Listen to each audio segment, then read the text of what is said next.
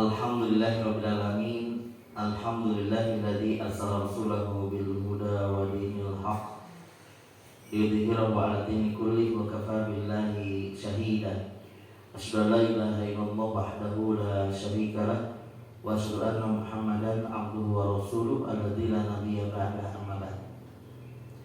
Allahumma shalli wa sallim wa barik wa an'im ala nabiyina wa rasulina al-karim nabiyina Muhammadin wa ala alihi wa ashabihi ajmain. Alhamdulillah, segala puji dan syukur marilah senantiasa kita panjatkan kehadirat Allah Subhanahu wa taala yang Maha Kuasa, karena alhamdulillah hingga kesempatan hari ini Allah Subhanahu wa taala masih senantiasa memberikan kesehatan kepada kita semuanya, kekuatan untuk terus menjalankan berbagai macam aktivitas ibadah kita semuanya.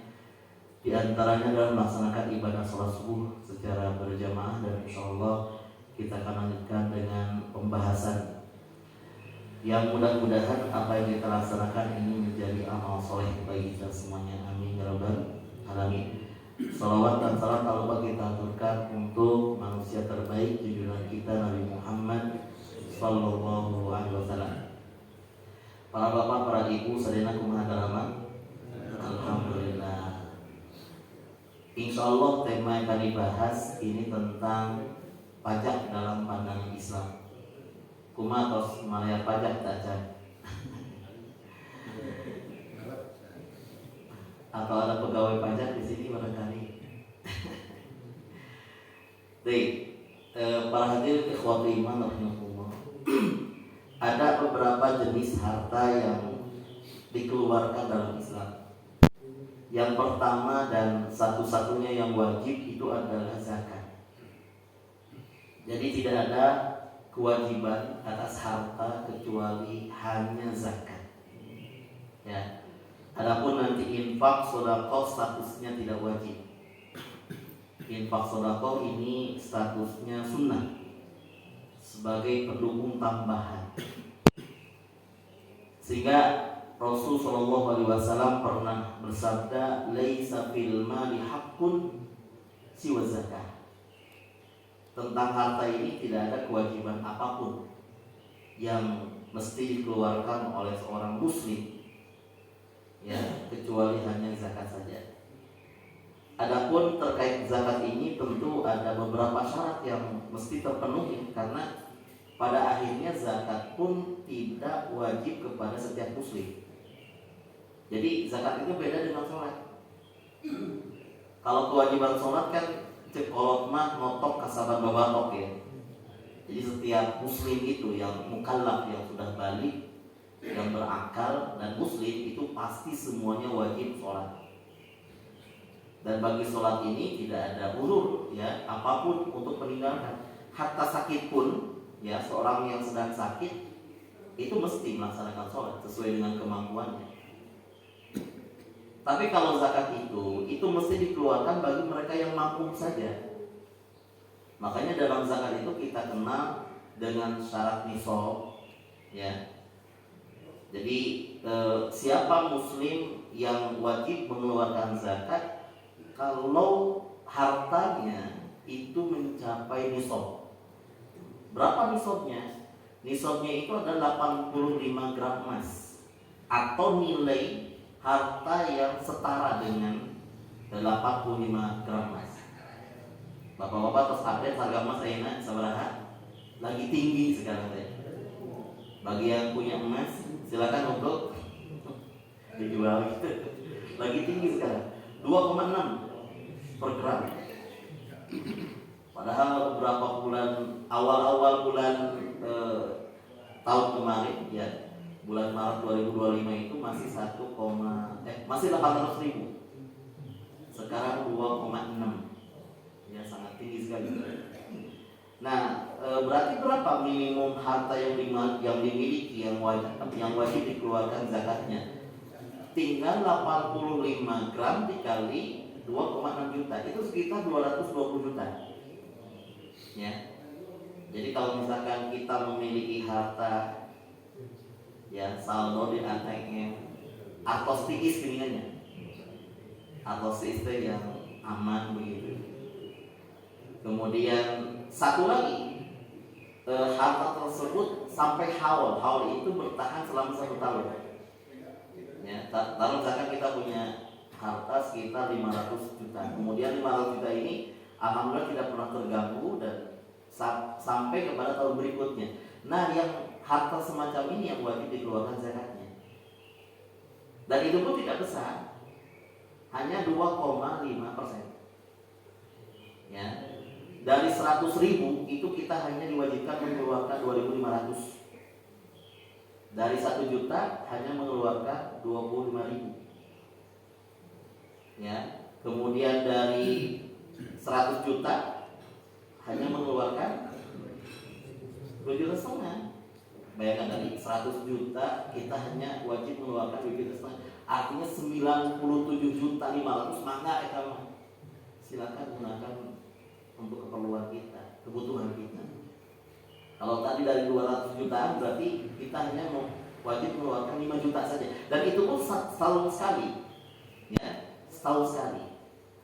Kemudian nanti kalau misalkan ternyata dari zakat ini ya masyarakat masih membutuhkan, atau dalam hal ini negara masih membutuhkan, maka bisa mengoptimalkan infak dan sedekah. Dan itu kenapa pembahasan zakat ini perlu dibahas. Begini, para ulama itu membolehkan pajak, jadi negara boleh memungut pajak ya dari rakyat. Itu pun ternyata dengan syarat-syarat yang ketat. Ya. Kapan pandangan para ulama tentang kebolehan sebuah negara memungut pajak atau upeti dari rakyatnya? Di antara syarat pertama, kalau ternyata negara belum bisa mengcover kebutuhannya dengan 2 hal. Pertama dengan sumber kekayaan alam, kedua dengan zakat. Misalkan negara Indonesia.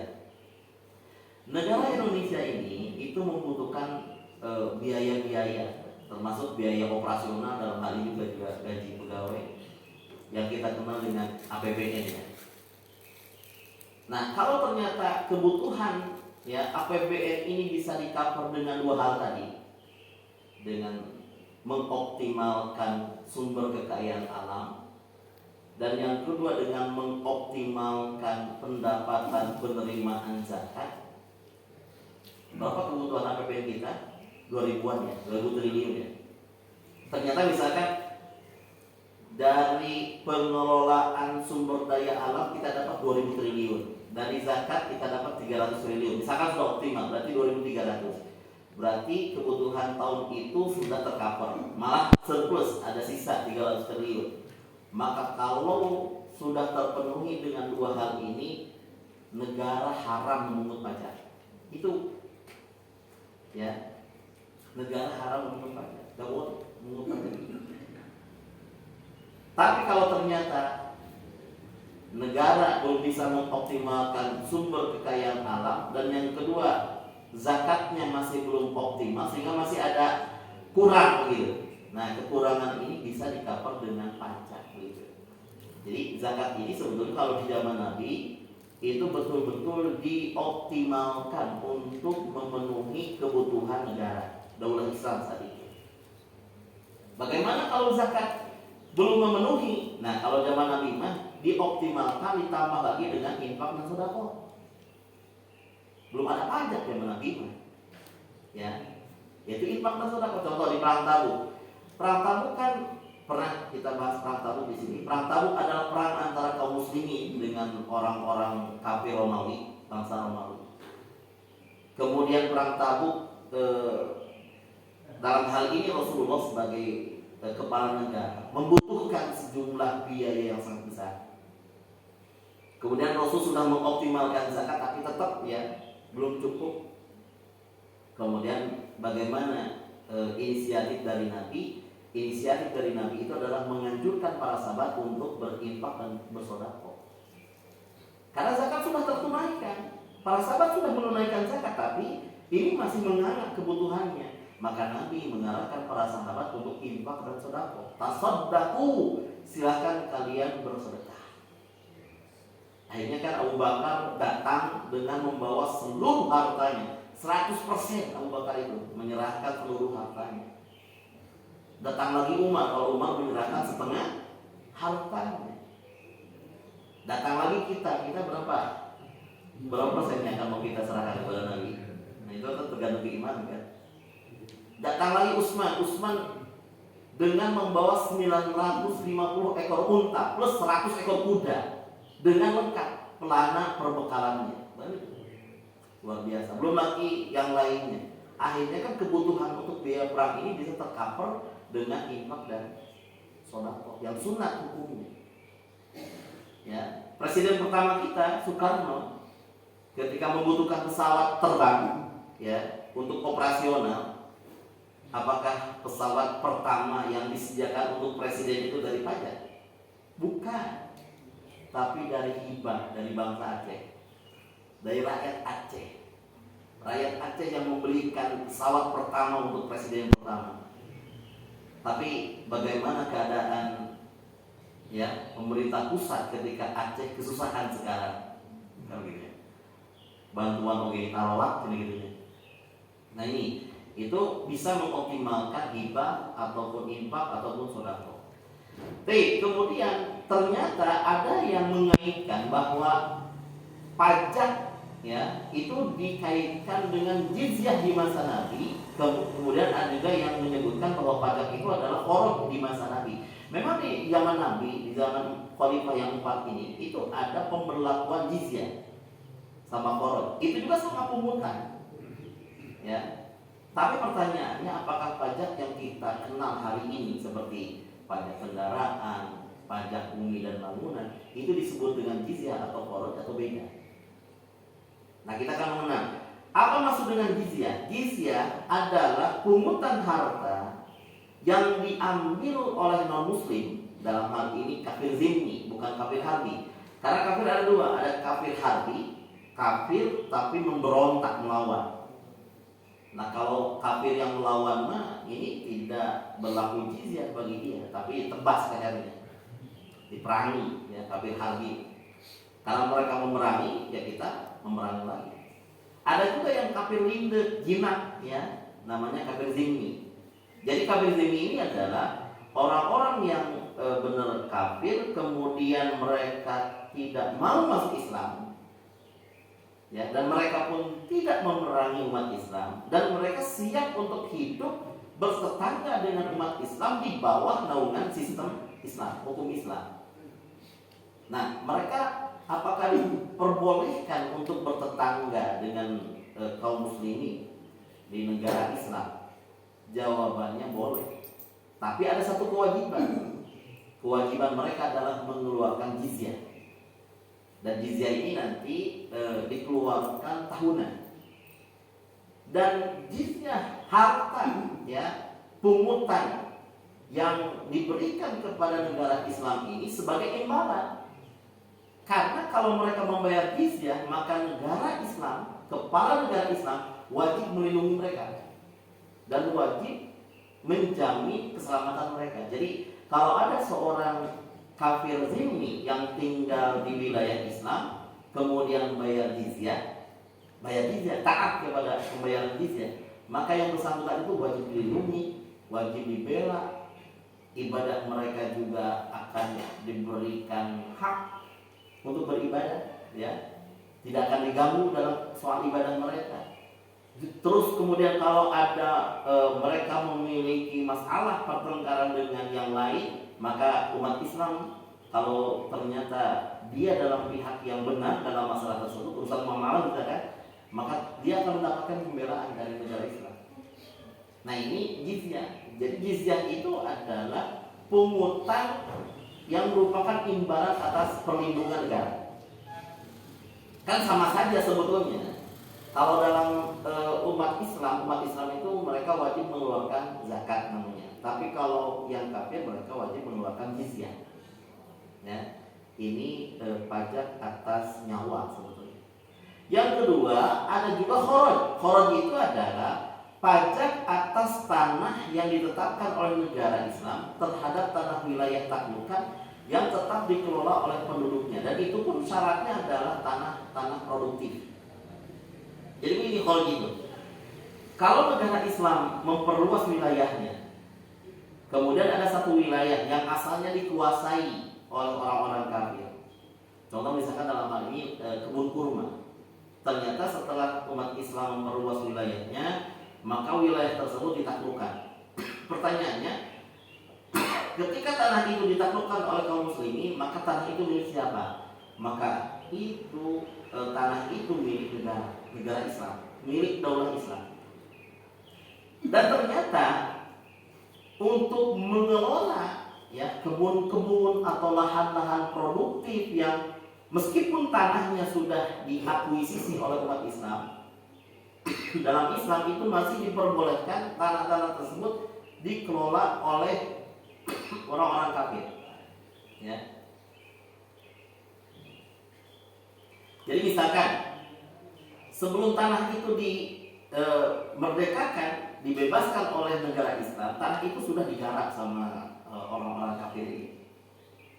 Kemudian setelah ditaklukkan, mereka memilih untuk bertetangga dengan umat Islam, siap bayar jizyah.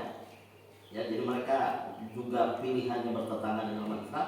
Kemudian nanti dari hasil panennya, maka ada ya kewajiban yang mesti diserahkan kepada negara. Ini namanya kharaj. Kalau dalam Islam namanya adalah zakat pertanian. Dan itu pun diarahkan kepada lahan-lahan yang produktif. Jadi kalau lahan-lahan yang tandus, ya kemudian tidak menghasilkan, itu tidak dipungut pajak oleh negara, tidak dipungut kharaj oleh negara. Karena negara Islam itu hanya memungut lahan-lahan yang produktif. Kebun, itu pun kalau panen. Kalau panen baru mengeluarkan kharaj. Misalkan ada ladang gandum, kalau panen baru mengeluarkan kharaj. Sedangkan tanah-tanah yang tidak produktif, apalagi yang sifatnya konsumtif, seperti dibangun rumah di sana, itu tidak dipungut pajak. Nah, ini juga dicatatkan. Kalau kita pajak bumi dan bangunan, apakah yang menghasilkan atau yang kita tempati? Yang kita tempati, yang kita tinggali, bahkan lahan-lahan yang tidak digarap, kalau kita pemiliknya tetap mengeluarkan pajak di rumah kita. Makanya nanti ada perbedaan. Makanya para ulama itu memang memandang bahwa pajak ini bukan jizyah, bukan kharaj, karena dia aturan yang baru begitu. Nah, dalam fikih muamalah itu bahwa pajak yang kita kenal hari ini disebutnya adalah doribah. Ya, doribah. Apa maksud dengan doribah? Doribah itu adalah malun, sejumlah harta tufriduhu daulah yang diwajibkan oleh suatu negara. Ya. Pungutan, tapi sifatnya wajib, ya. Ala rakyatnya, atas rakyatnya. Jadi setiap rakyat itu wajib mengeluarkan harta. Tapi catatannya indal hajat, ketika negara tersebut membutuhkan. Bahkan ada lebih pas, yaitu ketika darurat. Jadi ketika darurat ini, kalaulah negara misalkan membutuhkan sejumlah dana, ya, karena memang terjadi musibah, ya, taruh sana seperti di Sumatera dan Aceh terjadi banjir bandang, kemudian jembatan-jembatan roboh, rumah sakit lumpuh, sekolah-sekolah pada ambruk, ya, jalan-jalan terputus, kemudian rumah-rumah penduduk hanyut, ya, kan perlu tuh pemulihan. Dan menurut para ahli, untuk memulihkan Aceh dan Sumatera kepada keadaan semula, kita membutuhkan tidak kurang dari 1.500 triliun. Ya, kita membutuhkan dana sekitar 1.500 triliun. Tanyalah ke Pak Presiden, Pak, gimana nih untuk pemulihan? Pak Presiden tanya ke Menteri Keuangan, gimana Pak Pur, RW itu habisnya gitu. Jadi negara itu tidak punya kas. Sedangkan tadi mengandalkan sumber kekayaan, minim pendapatan dari kekayaan alam. Sok sanajan bangsa Indonesia kan benarnya. Sumber daya alam kita itu sangat banyak. Apa yang kita tidak punya? Emas kita punya, perak punya, tembaga punya, timah dikorupsi. Apalagi minyak bumi punya, nikel, ya, bahan untuk baterai kita punya, uranium kita punya, kuningan punya, ada kuningan, ada Indramayu, pohon kita punya, ikan kita punya. Bahkan kata Pak Mahfud, bukan saya yang bilang, kata Pak Mahfud, bisa dilacak jejak digitalnya. Kata Pak Mahfud, kalau ya sumber kekayaan alam ini dikelola oleh orang-orang yang amanah, ya, yang berintegritas, setiap penduduk Indonesia dengan duduk manis saja, tidak usah kerja, itu dapat kebagian 20 juta per bulan. Ya, kita dapat 20 juta per bulan. Kebayangkan ya, 20 juta per bulan, balik tring begitu notifikasinya. Itu kalau dikelola dengan baik. Apa yang kita tidak punya? Timur Leste yang baru saja merdeka pada zaman Pak Habibie, kita bangsanya MBG baru-baru ini. Timur Leste sudah 6 tahun yang lalu sudah ada MBG. Kemudian dari Timur Leste itu dari kelas 6 ya SD sampai kelas 6 sampai SMA sekolah sudah gratis dari dulu. Kemudian rakyat Timur Leste yang sakit itu berobat gratis. Bahkan kalau membutuhkan berobat ke luar negeri, ke Kupang, ya, ke Indonesia atau ke Malaysia atau Singapura, nanti kalau pasien tersebut membutuhkan sejumlah dana, itu bisa di-cover sama pemerintah Timur Leste. Padahal kan kita tahu Timur Leste kekayaan alamnya seberapa sih? Indonesia luas sekali. Ya.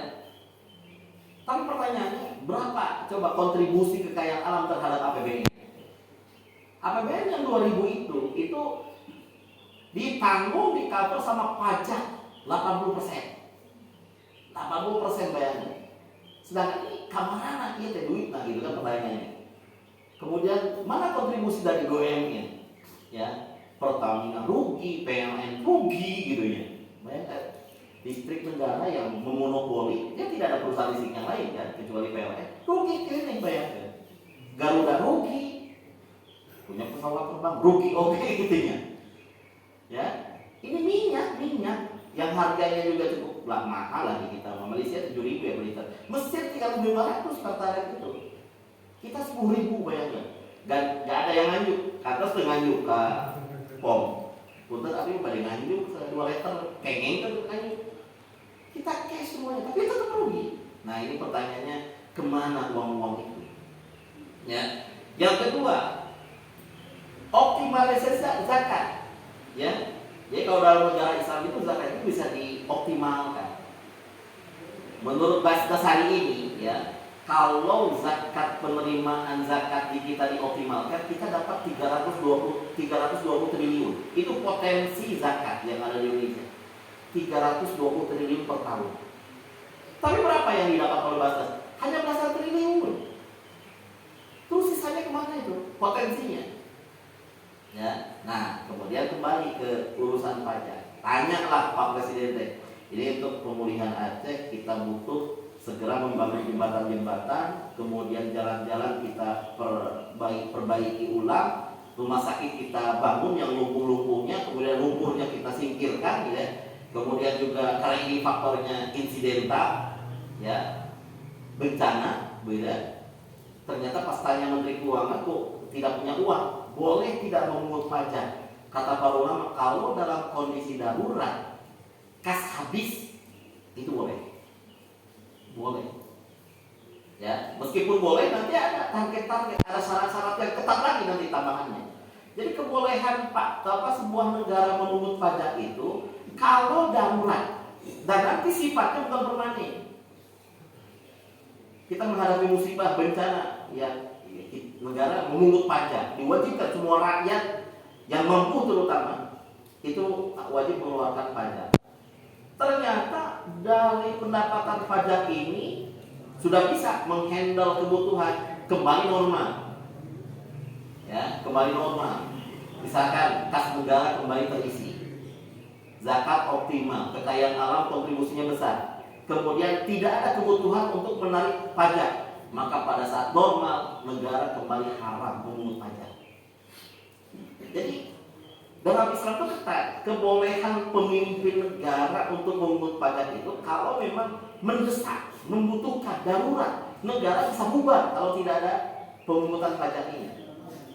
Nah, bedanya dengan kita, kalau kita kan permanennya, permanen kan? Negara memungut pajak kita kan permanennya. Iya. Bayar pajak kendaraan unggal tahun, bumi dan bangunan unggal tahun. Ya, belum kalau ngurus sertifikat ada BPTHB atau begitu, itu bayar lagi. Tapi dahar-dahar di restoran kudu bayar pajak PPN. Keman hitut-hitut di WC umum dipajak keman. Jadi setiap gerak itu kita dipajakin terus. Sifatnya permanen lagi tiap tahun. Tidak ada hentinya ini pungutan-pungutan ini. Ya, ini nanti ada pandangan-pandangan ya. Nah, kemudian terkait kebolehan pemungutan pajak ini ada dua ulama yang memang berseberangan. Tapi intinya sama sebetulnya. Yang membolehkan itu adalah tetap memberikan syarat-syarat yang ketat. Kalau negara terancam bubar karena tidak memiliki kas. Kalau sumber kekayaan alam di negara tersebut belum bisa mengcover kebutuhan negara, kemudian zakat juga belum optimal, ternyata ini mesti ya ada pos lain ya yang mesti segera untuk ya dioptimalkan oleh negara, maka itu boleh memungut pajak dari rakyat. Ya, ada juga yang mengharamkan, diantaranya Imam Hasan Turabi. Kalau Imam Hasan Turabi itu mengharamkan pemungutan pajak. Tapi begini, yang mengharamkan pun ya itu masih mungkin oleh para ulama yang berpendapat boleh, bisa jadi mengharamkan juga di kondisi tertentu. Contohnya, kas negara penuh, ya. Kebutuhan negara sudah di-cover sama zakat sama kekayaan alam. Tapi pejabat dalam hal ini tetap memungut pajak untuk bermewah-mewah. Ya, untuk membeli kendaraan-kendaraan yang tidak dibutuhkan. Padahal kan bisa mengandalkan sumber kekayaan pendapatan yang tadi, tapi tetap menarik pajak. Nah, inilah yang disebut dengan bahwa kata Nabi, sohibul maksi finnar. Pemungut pajak itu nanti di neraka. Kalau pajaknya adalah zolim. Zolim itu ya terus narik pajak ke rakyat, padahal negara sudah cukup dengan kas yang ada. Nah, oleh karena itu di antara syarat-syarat ketat ya tentang kebolehan pemungutan pajak, pertama harus ada unsur kebutuhan yang saya tadi sebut dengan darurat, kebutuhan yang mendesak. Ya, contoh misalkan untuk membangun infrastruktur yang rusak, ya harus segera ini dibangun kembali karena ekonomi putus, masyarakat juga kesulitan untuk mengakses sembako misalkan. Jembatan harus segera, ini di mana? Boleh pajak. Tapi kalau jembatannya sudah jadi, jalan-jalannya sudah mulus, jangan lagi memungut pajak. Itu catatannya, ya. Untuk rumah sakit, ya kesehatan, untuk sekolah-sekolah, ya, untuk pendidikan misalkan. Kemudian yang kedua, kapan negara boleh memungut pajak? Kalau baitul mal tidak mencukupi, jadi kasnya lagi kosong. Tapi kalau kasnya sedang penuh, mah jangan, haram sekali. Jadi kalau negara memiliki sejumlah dana, ya kas untuk mengcover kebutuhan-kebutuhan tadi, cukup misalkan dengan kas negara, itu nggak boleh memungut pajak. Ya. Kemudian bersifat sementara, bukan permanen tadi. Karena kebutuhan terkait pajak ini sifatnya adalah insidental, ya. Jadi tidak boleh negara itu memungut pajak secara permanen. Kalau kebutuhannya sudah tercover, ya sudah, ya jangan memungut pajak lagi. Ya. Kayak di ulama tiap tahun karena APBN-nya nggak ada pemasukan yang lain kecuali pajak, begitu masalahnya. Kontribusi dari yang lainnya mana coba itu? Ya. Tapi tina emas kayak gitu, aja sabar kontribusinya. Pada Freeport dibegelakan ini. Dan katanya kemarin katanya sih, dan berita lagi katanya nih, konon pemerintah baru mendapatkan fakta ya bahwa di IMIT, bandara IMIT yang baru itu ternyata ada 3 ton setengah emas di bandara. Konon katanya pemerintah mendapatkan emas 3,5 ton di bandara ini. Itu baru diketahui kemarin. Jadi saya lagi ke mana? Tapi di beritanya kena gitu, konon gitu. Kemudian dikenakan kepada yang mampu saja, ini penting. Ini penting ya. Sampai-sampai MUI itu punya satu kaidah. Kaidahnya itu adalah bahwa orang yang boleh dikenai pajak itu adalah orang yang wajib zakat. Mereka yang wajib membayar zakat harta, zakat mal, mereka lah yang boleh dikenakan pajak. Jadi dalam Islam itu rakyat yang susah, rakyat yang miskin jangan ditarik pajak dari mereka, kasihan. Contoh gini, ke rumah duit 300.000, nganak 300.000, tapi bingung antara beli sekarung beras dengan bayar pajak motor. Lu bingung ya, lu bingung mahal gitu, nyai jadi nganak 300.000, tapi bingung. Hari lamun teu bayar pajak, dah sok ditilang ku polisi. Tapi kalau dibelikan beras, ya, dah kumaha kalau udah diidam dah sieun teh ku polisi ditilang teh aja. Tapi lamun dibayarkan pajak teu boga beas di dapur, sok kumaha eta. Masyarakat yang susah seperti ini. Jadi atas 300.000 teh kabetot-betot itu kudu bayar pajak atau beli beras begitu. Nah dalam Islam orang yang bingung semacam ini gak boleh tarik pajak, gak boleh. Oh dia ekonominya belum settle kan, belum mandiri begitu. Dia masih membutuhkan ya bedol-bedol gitu bayar pajak atau beli beras. Orang yang seperti ini jangan ditagih pajak, jangan dikenai pajak. Jadi kaidah dari MUI ya, kata MUI bahwa orang yang boleh dikenai pajak mereka adalah yang wajib mengeluarkan zakat. Artinya mereka-mereka yang tidak memiliki harta nyampe nisab yang tadi, ya hartanya cuma ya di bawah 200 jutaan lah, ya cuma 10 juta, 15, cuma 30 juta, atau mungkin yang kebanyakan secara umum yang gajinya itu habis sebelum gajian lagi. Kumaya gaji habis sebelum gajian lagi. Karena rata-rata settingan gaji kita itu ya hari ini ya sambil ngode gajian di kasbon. Kan gitu ya. Karena kan sudah habis. Dia baru tak kerjajan, liter bensin bea, tak kasbon we cenah gitu. Pas gajian sudah dikeluarin kasbon. Berjalan 2 minggu sudah habis lagi, kan begitu. Kan ini rata-rata umum. Ya, karyawan kita itu di pabrik-pabrik seperti ini kok keadaan belum bayar kosan, ya belum bayar listrik, belum ini, tapi tambah lagi pajak, kan kasihan. Ya, makanya dalam Islam itu, kalaupun pajak boleh ditarik, tapi diarahkan kepada siapa? Bukan kepada seluruh rakyat, tapi kepada rakyat yang mampu saja. Yang mampu ini adalah yang memiliki harta sesuai dengan nisab 85%. 85 gram emas. Kan gitu ya. Ini catatan lagi. Kemudian pajaknya tidak menzalimi dan tidak mematikan usaha. Jadi pegawai perpajakan ini kalau datang ke perusahaan tanya dulu, ini perusahaannya gimana, untung atau lagi sulit. Kalau lagi sulit jangan ditarik, kasihan. Ya, bahkan ini meringankan ya. Selain kaidah yang tadi bahwa yang boleh dikenai pajak itu adalah yang wajib mengeluarkan zakat. Kata Ibu tambahkan bahwa kalau zakat itu harus bisa mengurangi kewajiban pajak. Sekali lagi, bahwa zakat yang dikeluarkan oleh perusahaan itu harus bisa mengurangi kewajiban pajak. Apa itu maksudnya begini? Ada satu perusahaan, secara hitung-hitungan kewajiban pajaknya 70 juta. Perusahaan konveksi misalnya, dia wajib mengeluarkan pajak 70 juta. Tapi menurut hitungan internal di perusahaan, dia pun merasa bahwa ini wajib mengeluarkan zakat. Dikeluarkanlah zakatnya 50 juta. Jadi perusahaan tersebut sebelum membayar pajak pernah mengeluarkan ya zakat. Ya, ini kan ada pajak, ada zakat. Nah perusahaan itu pernah mengeluarkan zakat ke Basnas. Ada notanya tertulis dan memang benar-benar bayar zakat 50 juta.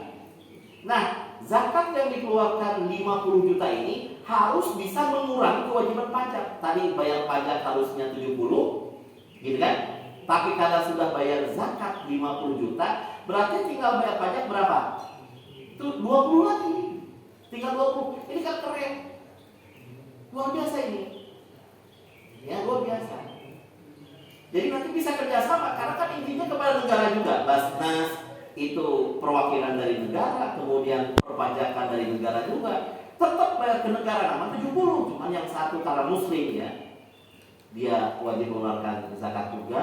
Kemudian satu lagi karena dia warga negara Indonesia wajib taat, dia pun mengeluarkan pajak. Tapi jangan begini, yang 50, yang 70 begitu. Iya kan, kasihan. Jadi 120 dong. Dia zakat 50, pajaknya 70, 120 juta dong. Nah, ini penting dan ini juga solusi ya. Nah, para hadirin khotimahullah, makanya kemarin bulan November 2025 itu MUI sudah melakukan musyawarah nasional tentang pajak ini. Rame kemarin November 2025 itu. Tagline-nya itu MUI mengharamkan pemungutan pajak. Tagline-nya itu. Jadi pajak haram menurut MUI. Kan ramenya. Satu hal lagi, Dirjen Pajak hari ini. Ya, tapi sudah tembus ke MPR. Wakil MPR dalam hal ini Pak Hidayatul Wahid mengapresiasi, ya. Jadi poin-poin yang dirumuskan oleh MUI ini itu sangat solutif, ya, sangat solutif dan meringankan rakyat. Contoh ya, saya akan baca. Di antara poin-poin yang dirumuskan oleh Majelis Ulama Indonesia, pertama, negara wajib dan bertanggung jawab mengelola dan memanfaatkan seluruh kekayaan negara untuk sebesar-besarnya kemakmuran rakyat. Jadi sebelum negara memungut pajak, coba optimalkan ini pendapatan penerimaan dari kekayaan negara. Kan buktinya tambang berjalan, tambang emas berjalan, minyak juga sama berjalan. Pertanyaannya kemana eta duit tadi kamarana kata gitu. Masa kontribusi kepada APBN-nya kecil? Bahkan kalau kita berbicara tentang ekonomi makro ya, dalam hal ini Syekh Taqiyuddin An-Nabhani beliau mengatakan sebetulnya yang namanya air, tanah, udara, termasuk api, energi diantaranya, itu bukan milik pemerintah, milik rakyat. Air milik rakyat, udara milik rakyat, tanah termasuk kandungan-kandungan tanah milik siapa? Milik rakyat. Adapun negara itu hanya sebagai wakil rakyat untuk mengelola saja. Negara bisa mengelola langsung atau bekerja sama dengan pihak swasta untuk mengelola. Nanti kalau ada keuntungan ini dikembalikan untuk kesejahteraan rakyat. Makanya punten, kalau negara punya emasnya dikelola, maka hasil pendapatan dari keuntungan emas ini bisa digunakan untuk bayar BPJS. Tadinya tuh pendidikan gratis, MBG bisa didinya. Atau emas beren kamu bayar BPJS, uranium nikel kamu MBG, kan bisa sebetulnya. Minyak kamu jalan, pembangunan jalan misalkan, bisa sebetulnya. Tapi pertanyaannya, ternyata jadi masalah, tambang-tambang ini dikelola oleh segelintir orang, uangnya nggak nyampe ke rakyat, itu kan masalahnya. Makanya ini penting nomor satu, karena ini sangat berkaitan. Kapan negara boleh memungut pajak? Tadi kalau sumber kekayaan ini minim kontribusinya, ya. Tapi kalau maksimal kontribusinya ya jangan. Negara haram memungut pajak. Yang kedua, dalam hal kekayaan negara tidak cukup untuk membiayai kebutuhan negara. Contoh misalkan, kekayaan negara itu tidak mampu membiayai kebutuhan negara. Maka kalau kondisinya seperti ini, baru negara boleh memungut pajak. Jadi tetap MUI pandangannya sama dengan para ulama yang membolehkan. Kebolehan negara memungut pajak itu kalau kas negara tersebut tidak mampu mengcover kebutuhan negara. Itu pun dengan syarat-syarat yang ketat. Syarat yang pertama, pajak penghasilan hanya dikenakan kepada warga negara yang memiliki kemampuan secara finansial yang secara syariat minimal setara dengan nisab zakat mal, yaitu 85 gram emas. Tuh kan? Sama. Kata MUI ini, negara boleh memungut pajak. Tapi siapa yang boleh memungut pajak? Mereka yang mampu. Kalau negara memungut pajak kepada orang miskin, zolim itu namanya. Negara mengungut pajak kendaraan dan orang yang bingung antara bayar pajak dengan beli beras. Zolim itu, hawak namanya. Bayar pajak tapi itu kerjaan budak, hawak katanya. Kasihan rakyat. Makanya ini penting. Ini juga menurut saya sangat penting untuk disampaikan biar peraturan perpajakan itu dirubah. Ya, jangan sampai negara mengungut pajak diratakan begitu. Yang mampu wajib, yang susah pun wajib bayar. Jangan. Karena dalam Islam itu ternyata pada faktanya kebolehan pajak ini hanya menyasar orang-orang yang mampu saja. Tadi dengan kaidahnya, orang yang boleh dikenai pajak adalah mereka yang wajib bayar zakat. Saya kira ini bagus ya. Jadi MUI itu pengen ya pendekatan pajak ini dengan zakat. Karena zaman Nabi memang betul nggak ada pajak yang seperti konsep pajak hari ini. Zaman Khulafaur Rasyidin juga tidak ada. Tapi pada faktanya kan zakat juga tidak dikenakan kepada seluruh muslim kan. Apalagi pajak. Pajak kan tidak wajib sebetulnya kalau dalam syariat. Boleh soteh kalau memang negara membutuhkan, baru boleh. Karena itu mah kan hubungan akad antara rakyat dengan negara. Kalau negaranya amanah, itu pun tadi catatannya bahwa pajak ini baru boleh disasarkan kepada yang mampu saja. Sedangkan kalau pajak ini disasarkan kepada yang tadi, mereka pun masih lapar, itu zalim hukumnya. Yang kedua, objek pajak yang dikenakan ini hanya kepada harta yang potensial untuk diproduktifkan. Tadi kalau lahan produktif ya, kebun, ya, lahan pertanian, kemudian dalam hal ini perhotelan, produktif kan perhotelan. Kemudian juga kos-kosan mungkin, ya. Kemudian ada yang produktif, perusahaan-perusahaan, minimarket mungkin. Tapi kalau yang sifatnya konsumtif jangan. Dalam hal ini MUI itu berusaha keras agar pajak bumi dan bangunan, terutama rumah tempat tinggal masyarakat, itu jangan dikenai pajak. Gitu. Ya. Jadi inti nama ingin menghilangkan pajak bumi dan bangunan, kecuali pajak untuk bumi atau lahan-lahan yang produktif begitu.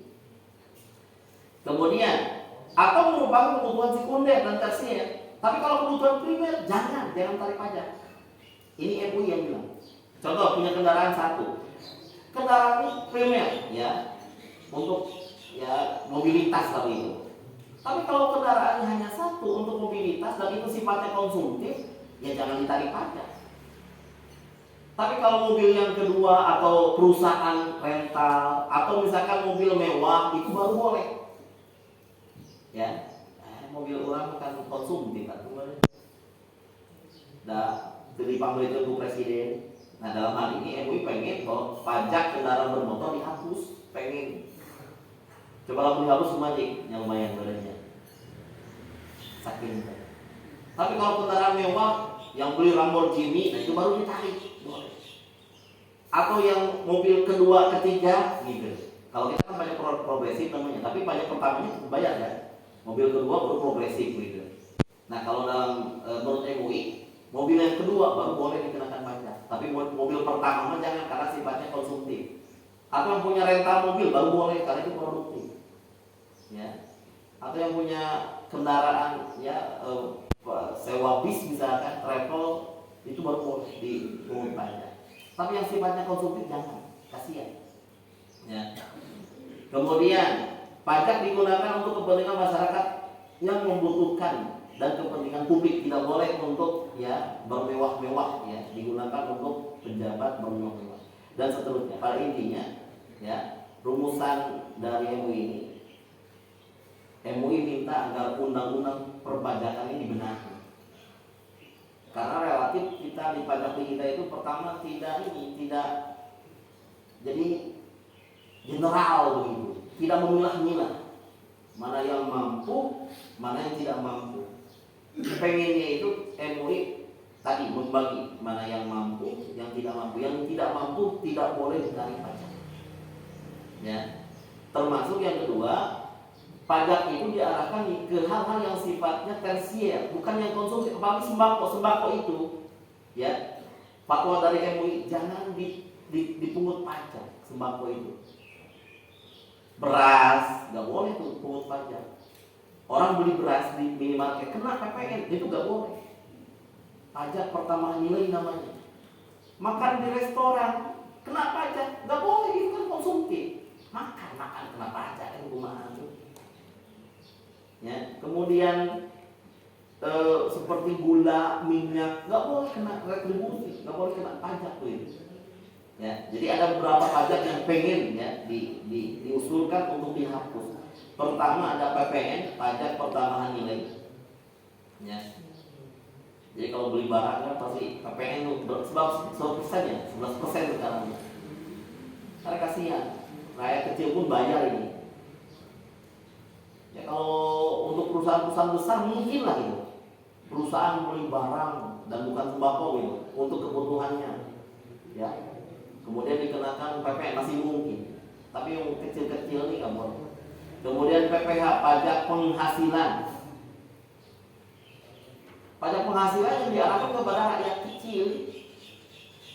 Kan begini, kalau toh ternyata ada pajak penghasilan, penghasilannya yang kecil mah zakat saja kan tidak menyasar yang kecil-kecil kan. Ya. Kalau yang gajinya cuma 5 juta atau ya nggak nyampe nyusok tadi, karena bolehnya menarik pajak itu kalau misalkan harta yang bersangkutan itu nyampe 85 gram dalam setahun ya. Kalau misalkan dia punya gaji, kemudian setelah dikurangi kebutuhan, listrik, kemudian makan dan seluruh biaya, masih ada sisa yang dikumpulkan selama setahun mencapai 220 juta. Sisanya itu baru boleh ya dipungut pajak penghasilan. Tapi kalau sisanya kurang, apalagi gajiannya habis untuk kebutuhan bulanan, jangan. Kemaletik gaji teh dipotong pajak deh gitu kan. Kemudian MUI juga merumuskan agar pajak bumi dan bangunan dihilangkan. Satu lagi adalah PKB ya, pajak kendaraan bermotor juga diusulkan untuk dihilangkan. Tapi negara masih tetap membolehkan pemungutan pajak. Pertama harus menyasar kepada perusahaan-perusahaan yang besar, orang-orang yang kaya, orang-orang yang mampu. Kemudian tadi yang pajak atas barang-barang atau perkara-perkara yang sifatnya bukan konsumtif tapi ke tersier. Itu catatan-catatan penting menurut saya. Ya. Jadi gimana tuh ayeuna urang bayar pajak kata mentong? Bayar pajak kata mentong itu gimana? Entong lah. Tapi kalau nggak bayar pajak jadi susahnya. Kita nggak bisa ngurus perizinan. Kan syaratnya NPWP nanti. Dikit-dikit NPWP. Terus kita nggak tenang kalau misalkan kendaraan belum bayar pajak, keseringan jual misalnya. Jadi kemana? Ya tinggalkan kemaslahatan diri. Kalau dengan bayar pajak lebih maslahat ya bayarlah. Ikhlas kebenarannya. Tapi kalau bapak-bapak suatu saat jadi dirjen perpajakan atau jadi anggota DPR atau jadi presiden, mohon ya pajak-pajak yang seperti ini jangan dikenakan. Karena ini sifatnya ya konsumtif begitu. Saya kira ini yang saya sampaikan. Mudah-mudahan menjadi wawasan ya, tambahan pencerahan bahwa para ulama kita di pusat itu sedang berjuang untuk merumuskan pajak yang sesuai dengan yang diperbolehkan oleh para ulama. Ya, ini belum masuk ke ranah undang-undang belum. Baru sifatnya rumusan, ya usulan dari MUI yang ditujukan kepada pemerintah yang berwenang. Terima kasih atas segala perhatiannya. Aku qouli hadza wa astaghfirullah wa lakum subhanaka Allahumma wa bihamdika asyhadu an la ilaha illa anta astaghfiruka wa atubu ilaik. Assalamualaikum warahmatullahi wabarakatuh.